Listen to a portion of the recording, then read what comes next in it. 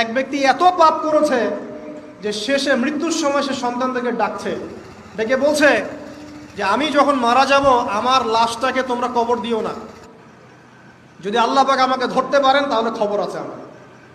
কি করতে হবে? সে বলছে যে আমার দেহটাকে তোমরা পুড়িয়ে ফেলবে এবং পুড়িয়ে ফেলার পরে ছাইগুলোকে একত্রিত করবা, করে অর্ধেক ছাই সমুদ্রে ভাসিয়ে দিবা, অর্ধেক ছাই বাতাসে উড়িয়ে দিবা। সন্তানরা তাই করলো। মৃত্যুর পর আল্লাহ পাক এই সমুদ্র এবং জমিনকে বাতাসকে আদেশ করলেন যে তোমরা ছাই জড়ো করে দাও।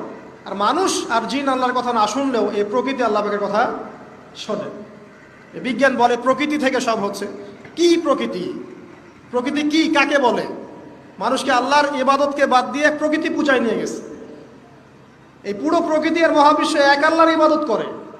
কে সৃষ্টি করলো প্রকৃতি?